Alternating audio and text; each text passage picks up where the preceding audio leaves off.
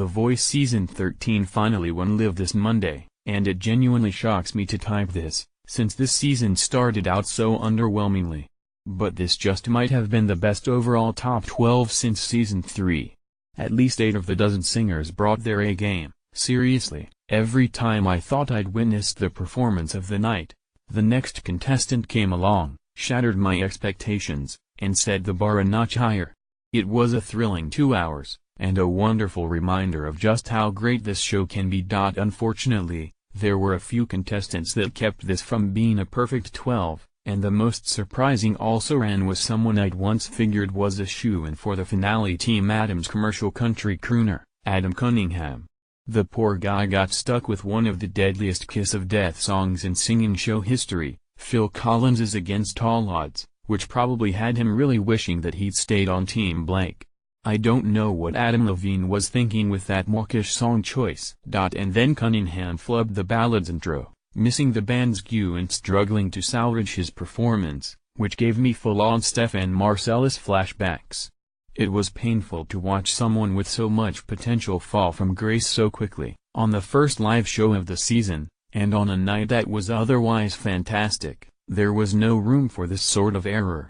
It'll be against all odds if Adam C isn't up for elimination this week. But let's get back on positive note, shall we?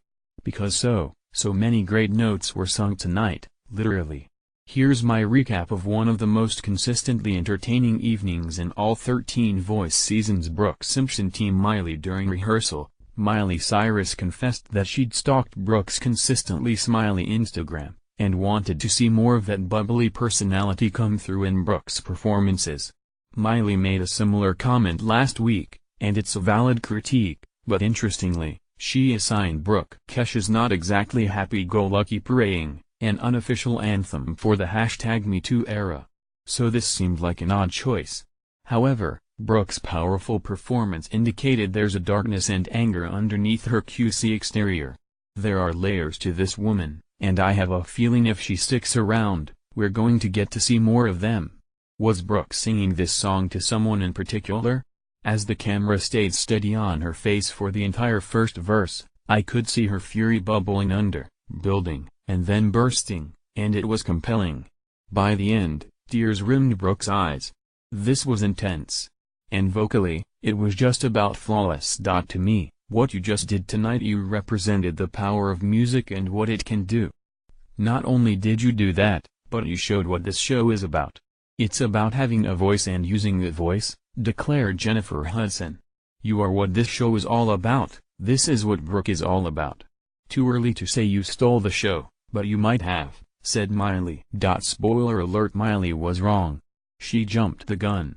As I've already stressed, Monday was packed with so many great performances that Brooke's song almost got lost in the shuffle. But this was a great start to the show, and on a typical Voice night, it would have been a standout. Red Marlowe Team Blake. Okay, now this performance was smiley and bubbly. I'm not sure if that was the right vibe for Wacky Red, after his last 2 songs, in the knockouts and playoffs, were somber and subdued. Shenandoah's Honky Tonkin' Church on Cumberland Road was a hoot, and a treat for real country fans, and it would have been fun as a results night performance with Blake Shelton and the house band. Red's massive personality and likability was hard to resist.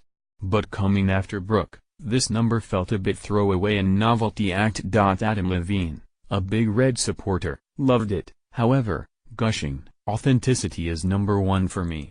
That's how I always judge any vocal performance, if it feels real. You don't need to be Blake Shelton to know that's as real as it gets. Blake was also pleased, saying, "My gosh, I knew you were a great singer, but that's the first time I've seen the performance side. So much energy.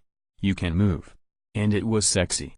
Coming from the sexiest man alive, and a country expert, maybe Blake was right. Red will likely be safe this week.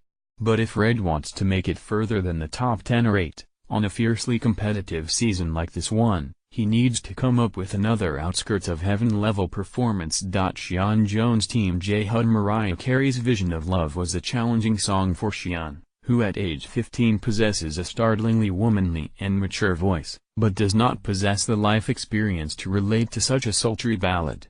But hey, Jennifer wanted her to go for that dolphin whistle note, which even Jennifer can't do. Mariah can't do it anymore either, come to think of it, and Xian did the damn thing.